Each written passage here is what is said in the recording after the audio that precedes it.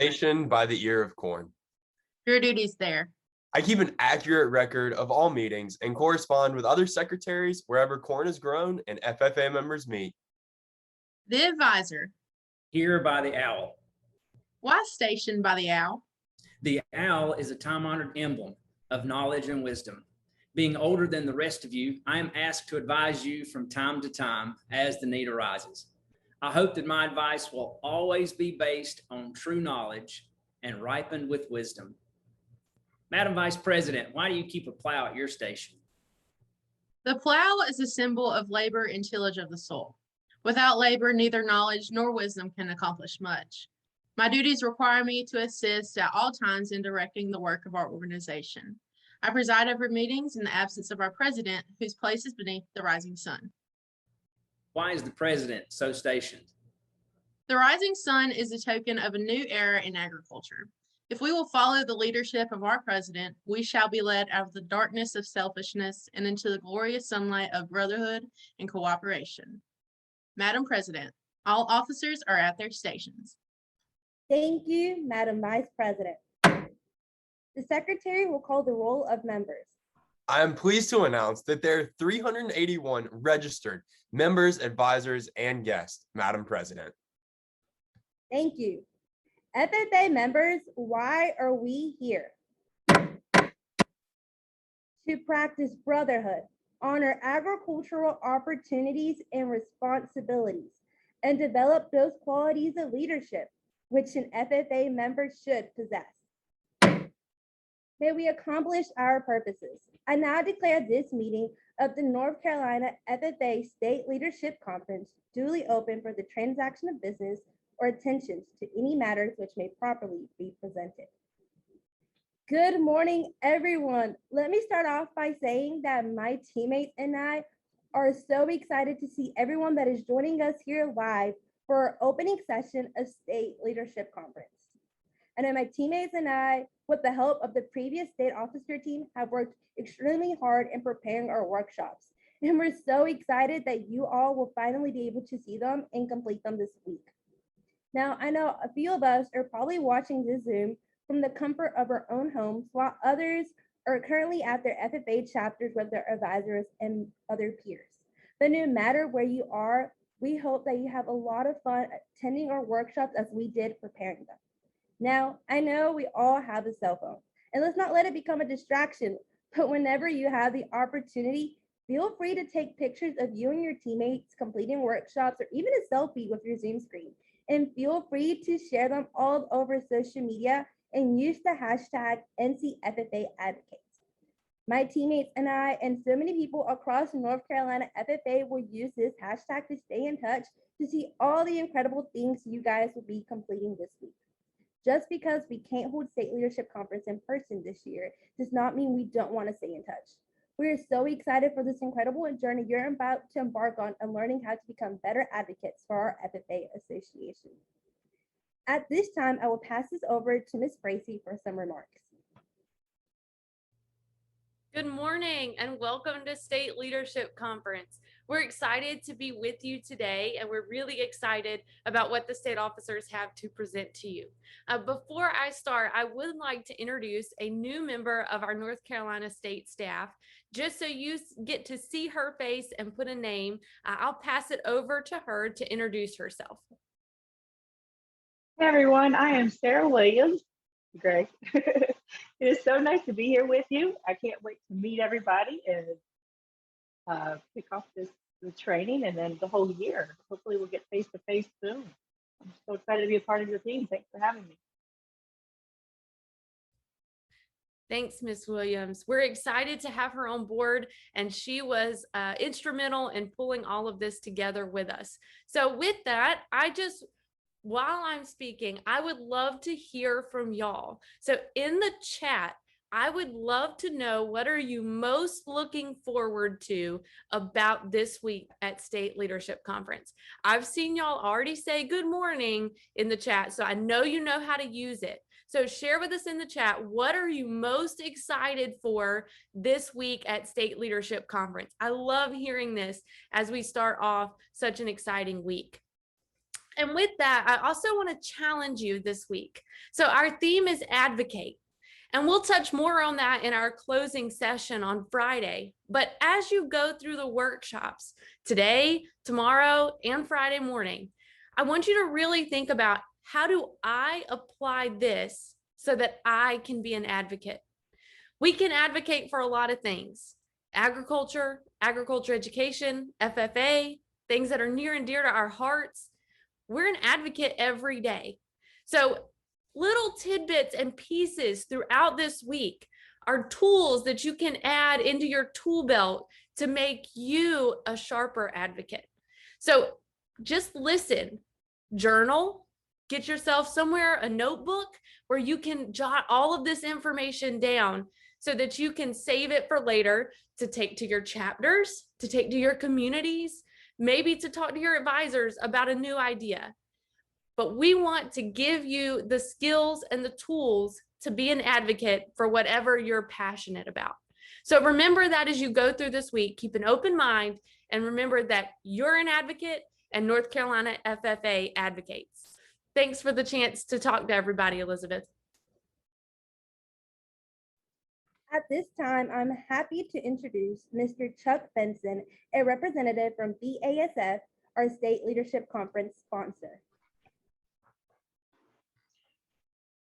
Hi, thanks everyone for the chance to just spend a couple of minutes with you this morning as you kick off your state leadership conference. I want to share a little bit about myself, and then I want to share a little bit about BASF and who we are.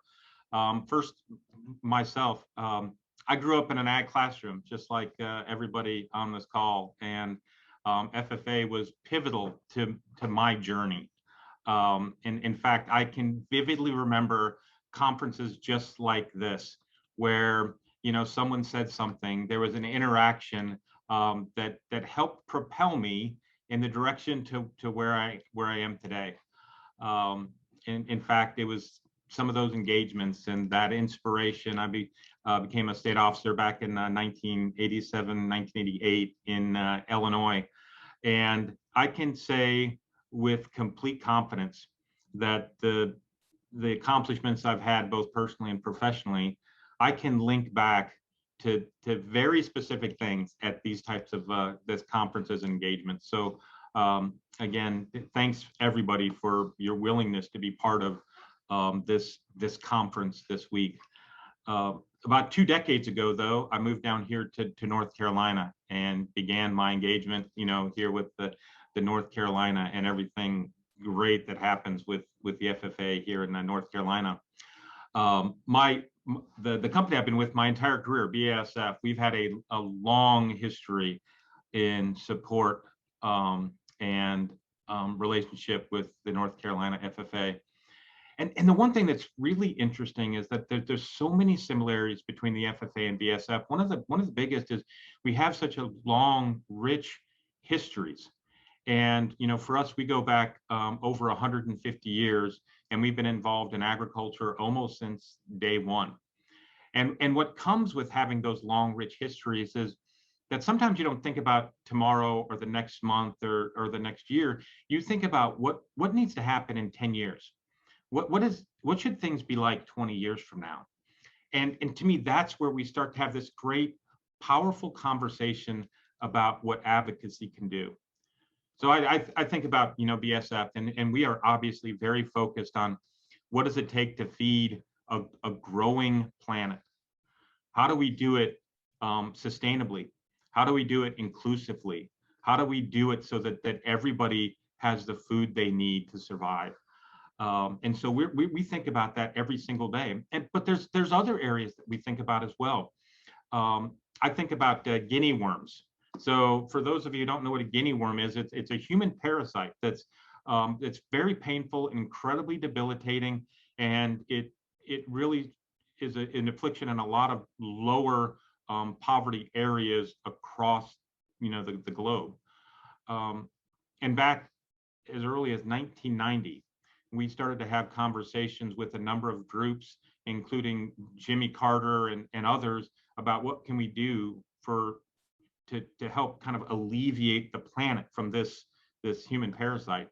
Now, back in 1990, there was 3.5 million confirmed cases of guinea worm across the world. Last year, there was 50. So we're on the cusp of eliminating, for the first time in history, a human parasite. So something like that started with somebody saying, is there something we can do about it? Or malaria. We're part of a consortium with a bunch of other companies and organizations out there. Malaria kills around 400,000 to 500,000 people every year. It's one of the leading killers globally. And 2/3 of those are children under the age of 5. You know, we've come together and we said that we believe that we can end malaria by the year 2040. And so, again, it was somebody saying, is there something we can do to make that happen? Monarch butterflies. Monarch butterflies are near and dear to our hearts. And about 5 years ago, we saw all of the same statistics that maybe you've seen about the declining monarch butterfly population. And so we started to create monarch butterfly habitats across the country. We now have about 7,000 participants who've created these monarch butterfly habitats. Just last year, we had 2,500 farmers and 50 golf courses that initiated monarch butterfly habitats across the US. And again, because somebody said, we have to do something about this, that there has to be a voice for, maybe some butterflies don't have a voice. We need to be a voice for a monarch butterfly. And then finally, I just want to talk about diversity and inclusion.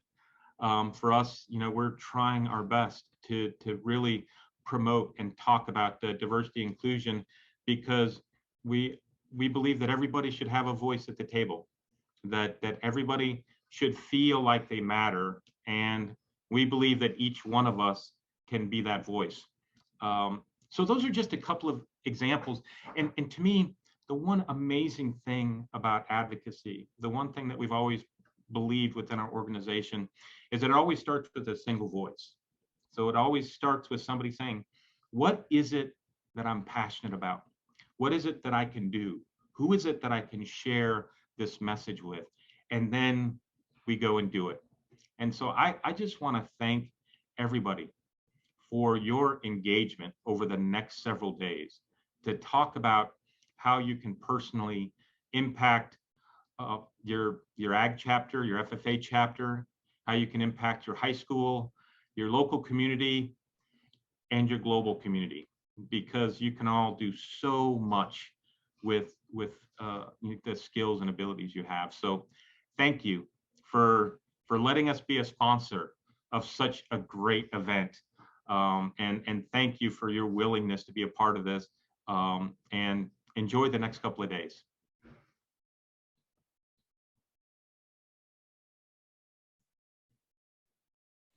Thank you, Mr. Benson, for those words of wisdom. Actually, Haley and I had the opportunity of meeting Mr. Chuck Benson last week at Washington, D.C. for our State Officer Summit. And once we found out that you were going to take time out of your day to attend our State Leadership Conference, we are so excited and honored for having you be here today with us. And at this time, I'm happy to introduce Ms. Beth Farrell from the NCDA. Good morning. Welcome to my home. I know that many of you are sitting in your homes or your schools and your chapters, and that we would all much rather be together in person. But thank goodness we've got the technology to be able to connect like this. I am so excited to be with you all today, and just to share a little bit about myself, that I grew up a member of the Allegheny High School FFA chapter in Sparta, North Carolina. That my hometown is Piney Creek, and not many people have heard of that. But if you look at the state of North Carolina and you go all the way against the Virginia line and back a county from Tennessee along the New River, that's where I'm from. And I regret that I didn't take advantage of these leadership opportunities like you all are through FFA. That our chapter wasn't very active when I was a high school student. And so I truly admire your dedication to personal growth and development and getting involved in agriculture now. I wish that I had the roots that you all are establishing, but I know that I support and believe in North Carolina FFA 100%. That I went to NC State University, go Wolfpack, where I majored in animal science, and I had every intention of going back home to the farm when I graduated. Of course, life sometimes takes us directions that we don't plan on, so remain open. And I now work at the North Carolina Department of Agriculture, where I am so lucky that my personal passion and profession get to intersect, that I spend my days advocating for North Carolina agriculture and want to make sure that this industry grows to the $100 billion level that Commissioner Troxler has been working towards. And I'm very happy to report that it is at $95.9 billion now. And that deserves a round of applause. That what makes that possible and the growth possible is the way that North Carolina agriculture works together as a family, much like you and your chapters, that everyone pitches in when something needs to get done to grow and strengthen. North Carolina agriculture does the same thing. And North Carolina is super fortunate that many states do not have the strong relationships across commodity associations, across universities with their state Department of Agriculture, with all these groups working together towards a common goal, much like you all are in FFA. And we're relying on you to step in and fill our shoes and to continue growing North Carolina agriculture and making it strong. The thing that I hate most about these virtual events is that we don't have the opportunity to pull off side to side and have those conversations where you truly get to know each other. You will be surprised as the years go by how many times your lives will intersect with folks that you meet through FFA and through other opportunities that you have. So work to develop those relationships now and look and see and cheer each other on as you go down life's path together. So my day job is at the North Carolina Department of Agriculture, and my personal hobby at night is that we have a small blueberry and blackberry farm in Chatham County near Jordan Lake. If you know anything about geography, that's about 14 miles outside of Durham and outside of Apex. So it's in the middle of a huge population area. I am constantly surprised at what people don't know. We do a pick your own farm. That people know that blueberries grow on bushes. They think the blackberries are raspberries, and they truly have no idea about how our food system works. And I think that going back to your theme of advocacy this week, a lot of times we think that advocacy is only talking to people in elected positions of power and of authority. And I want to challenge you all to start telling your stories. Because when you advocate to your networks, that has tremendous impact. I think they said there are 381 people on the session today. So if each of us tells 10 people something and makes an impact, that has a domino effect. But then if those people have trusted relationships with us, and it's all built on trust and relationship, that they know to reach out to us when they have questions about agriculture. I mean, if you think about it, most people think that Charlotte's Web is an accurate representation of agriculture, or that Yellowstone is really how you work cattle, and that everybody's got helicopters and they fly around and round up their cattle. I mean, if we think about what the public thinks about agriculture, that we can't fault them for what they don't know. But we all have to take a personal responsibility for sharing our story and our words in order to make that impact. That we're really fortunate right now because we have all these different ways of communicating. How many of you have one of these? Everybody has a cell phone. And I bet everyone has at least 2 social media apps. You probably are Instagramming, you're Facebooking, you're snapping. I want you all to tell your stories through those platforms. Talk about your SAEs. Y'all are doing some really cool things. That my sister is an FFA advisor at Bandy's High School. So shout out to Bandy's. I get to hear about the cool things that you all do and the way that you're making impact.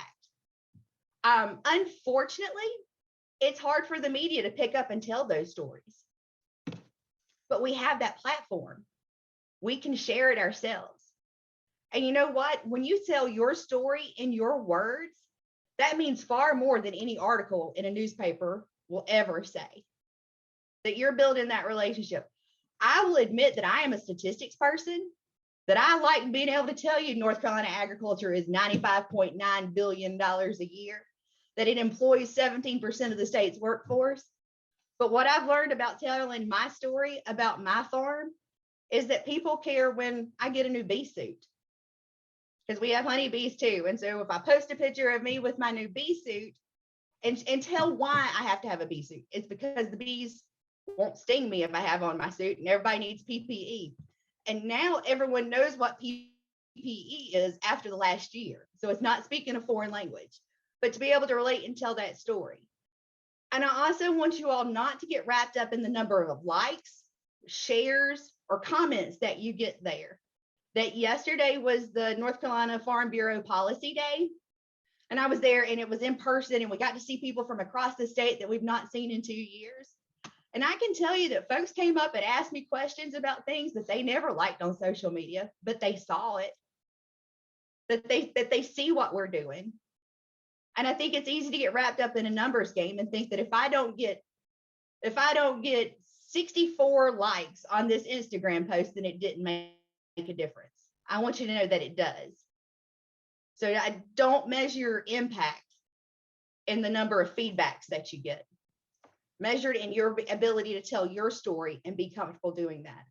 I think a lot of you are familiar with the nuisance lawsuits that the state has had about swine farms in our state.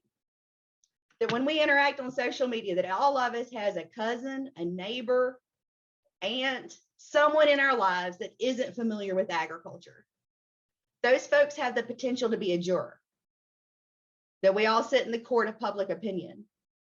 And if they don't understand agriculture, that they may not know what the truth is and how it's presented to them. But if we work to communicate and share that story, we're all better because of it. That it's not easy to tell your story. It's hard. I'll be the first to admit that it's hard to open up and be transparent and share the good and the bad and the ugly. But I can tell you what happens when we do, that we start building authentic relationships. I think we all want to live behind this picture perfect world, and that nobody lives in a picture perfect world, despite whatever may be put out on social media. That we all have struggles, we all have challenges. We all go through things that are hard, that we think we can't make it through. But you know what happens when you start sharing that with others? You're either inspiring someone to be able to share their story and their weaknesses, or you're opening yourself up for growth. I'm going to tell a story about this year that my father-in-law passed away. And I was with the blueberry farm. I was a spoiled farm girl, that I show up, the tractor ran, everything was perfect. He had everything set up and ready for me by that point. And I learned after he left how spoiled I was, because now it's me to fix the tractor. It's me to make sure there's fuel. It's me to do these things. Well, with blueberries, we put out mulch each year. And that means a tractor and a trailer. So I knew how to load mulch onto the trailer because I grew up on a dairy farm and helping do that. So I knew how to put silage on the trailer, and said mulch isn't that different. I had that part figured out. But back in a trailer, that's hard. When you're on a tractor and you've got a twist and it goes the exact opposite way that you want it to. And I put something on social media, on Facebook, asking, can somebody give me hints? I'd watched YouTube videos, I had done everything, but it baffled me. Y'all, by admitting my own vulnerability, I had folks from across the nation messaging me, giving me hints and tips, and ready to help out. I had folks that were willing to send their husbands, their dads, people to the farm to show me how to do it. It's very hard to say you don't know how to do something. But by being able to say that I couldn't, I had phone calls. People are willing to help. And we have to be able to develop those kind of relationships and build upon that. And you all do that in your chapters all the time. I know I've seen you encourage each other, that whether you're getting ready for a CDE or working on your SAEs, if someone has a problem or a question, y'all pitch in and help each other. I wish there was more of that in the world, and I admire you for doing it. And I also want you all to use that hashtag NCFFA advocates this week, because that's how you can start connecting, even though you're not together physically. That there's someone in another chapter that if you follow that hashtag, that you'll be able to make that connection. And friendships can develop virtually. It's not the same, but they can definitely develop, and you can support each other and cheer each other on. And we need more of that. Let's just be honest. We need cheerleaders and advocates for agriculture. I think about NC State, that when the basketball team takes the court or the football team takes the field, they're not waiting for the fans and cheerleaders to show up. They're not out there playing and hoping that the cheerleaders will eventually come. They bring their own cheerleaders with them. And I think in agriculture, we need to bring our own cheerleaders with us too. That we don't need to wait for the rest of the world to do it. We need to build up and support each other. And North Carolina agriculture does a great job of that. That I think that if you follow folks in other states, you don't see it as readily as you do here. That we've got tremendous history of agriculture being our #1 industry. And everyone that I've ever met wants it to grow, that it's not about position or title or where you are or how you fit into the puzzle. It's that we all work together to drive it forward.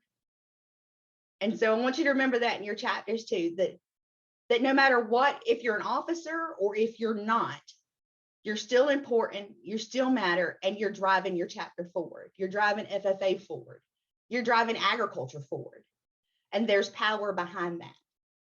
I know right now is when officers are just taking charge. There's some of you that may have ran for one position or thought you wanted one position, and you've been placed in another this year. Take advantage of the opportunity for the office that you're in to grow and thrive and support. That it's hard when you find out that news that you may not have gotten the position that you wanted. Or you may not be an officer this year, even though you tried and went through the process. That's okay. Support your officer team. Listen to your advisors, because your opportunity will come. Like, take me, I was an FFA, I never was an officer. That the leadership skills that you're developing now will prepare you for whatever position you find yourself in the future. Everybody can't be the quarterback. Everybody can't be the point guard, but everybody on that team matters, and you matter to your team. And when you think about leadership, that here's my favorite leadership quote, that leadership is a process of social influence, which maximizes the efforts of others towards the achievement of a goal. Each of you are leaders, or you would not be participating in this today. That you would be out at the pool or at the lake or doing something much different than just spending your time to personal growth and development this week. So remember that it's not about the title. It's about driving the organizational forward towards the achievement of a goal. Remember that it's all built on trust. So work to develop that trust within your officer team or within your chapters. Work together to help achieve that goal. That this week you're going to be spending a lot of time in workshops and talking to each other virtually, and use your chat bar. That make sure that you make those connections. That it's so important that we work together. That fewer and fewer people are connected to agriculture.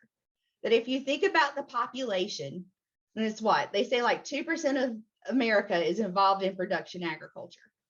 And you think about that 98%, most of those are 4 or 5 generations removed from the farm right now. So they don't really have an understanding. I think take last spring, grocery stores started running empty when the pandemic started. How many people do you think remember that now? I know those in agriculture are, because we want to make sure it doesn't happen again. And there have been efforts to expand local meats and local food production, and to really be able to connect, to have alternative markets. So we in agriculture have remembered that. But I dare say if I went to my gym and asked my gym friends, if they remember, most of them have probably forgotten that by now. That agriculture has a tremendous responsibility in keeping us fed, and we make it look easy. It looks simple. That the grocery store usually always has food right there. We don't think about what's in season or what it took to get it there. So remember that each step in the wheel of getting it there is important. And that we've got to support from the farm level through the truckers, through the processors, that every wheel, every piece of that wheel is important. So as you're thinking about future careers, that agriculture has probably never looked brighter, that there is a need for people to take jobs in agriculture, to major in agriculture in college. Because right now there's a void, that there's about twice as many job opportunities as there are agricultural graduates, which means with your FFA background, you're a prime candidate for these positions. That when you get your education and you're ready for those challenges, that because those jobs will get filled. And I think we're all much better off if it's someone who understands agriculture or knows who to ask the questions when they don't understand a process. I didn't understand swine farming, but I talked to folks who were in that industry and I got a better understanding. I had the opportunity to see those farms. And so with your FFA background, you'll be able to do that as well. That you'll be able to open up those doors and work those relationships so that things that you don't know about, you'll be able to gain understanding of. And it's an exciting time at the North Carolina Department of Agriculture that we're getting ready to open up our new Steve Troxler Ag Sciences Center, which is a phenomenal new facility that's going in Raleigh. And it's combining 5 of our labs. That most of those labs that it's replacing were built in the 1970s. I want y'all to think about like the last 5 years and how much has changed in 5 years' time. Can you imagine how agriculture has changed in the last 50 years? So we are excited about that. We are going to need people who are excited about agriculture to help staff and man that. There's job opportunities available and you'll see them listed on our website. But we're really excited about this opportunity to be able to support the industry. And I can tell you, North Carolina FFA probably has no stronger advocate than Commissioner Troxler, that he supports you all and he's excited about you because he knows that you're the one who are going to make sure that agriculture in North Carolina is still its #1 industry 15, 20, 30 years from now. That the footprint that you leave on this state will be tremendous. They don't feel like you've got big shoes to fill, but the footprints that you leave are going to be what changes us completely. And he also invites you all to North Carolina FFA Day at the State Fair, that we are looking forward to having everyone together there. And I know that Ms. Bracey will make sure there's information that goes out about that, and we want your chapters there. But at the same time, I want you all to think about getting vaccinated if you're not, because we're at that point that we need to take personal consideration and to think about that in order to be able to gather together. That I know there's a lot of conflicting messaging out there and that it seems like the guidance changes, but we will get through this pandemic. We have already. I mean, think about what you all have overcome when it comes to pandemic. Y'all have went home one weekend and not gone back to school the next week and figured out how to make it work. You figured out how to make your chapters work. You figured out how to make competitions work. You figured out how to make convention work. And you've got SLC this week. You all have learned how to adapt. And we're all ready for a sense of normalcy to return. And one of the ways that happens is that we protect ourselves and each other. And Commissioner Troxler has done several messages around that. And I think it's important for us to consider doing that in order to return to normalcy, because there's, as much as I like having you in the house and I wish I'd make cookies and been able to serve you all, it's not the same. It's not the same as sitting in a room and getting to see your. But I love being able to see the officer team right now there that I'm not seeing. And I'm ready for that opportunity. I think that Mr. Benson's probably said it best when he said, you see what something we can do to make it happen. And getting vaccinated is one of the things that we can do to make that sense of normalcy return and protect ourselves. That just in closing, I want to say again, thank you. Thank you for spending time to develop and grow as young people. That I cannot wait to see how you change this world, because you will. And I get the opportunity to follow FFA members across the years, and I see the changes that they're making 10, 15 years down the road. You all will be the same, and I'm here for it. I encourage you to take full advantage of every session this week. Fully engage and participate. That it's hard electronically, but you can do it. Use your hashtag. Be advocates for agriculture. And don't think that just means talking to folks who are elected. Use it to build your networks, so that when something comes along, that you're ready to stand up and have those conversations and share truth behind it with your personal story. That I encourage you all to take full advantage of your SAEs this year, your CDEs. Work to build the best chapter that you can this year.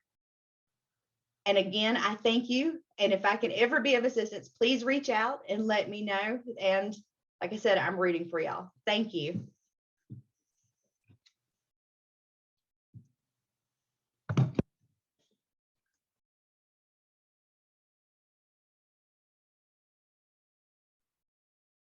Thank you, Ms. Farrell. It's so great to hear from those that are in the industry.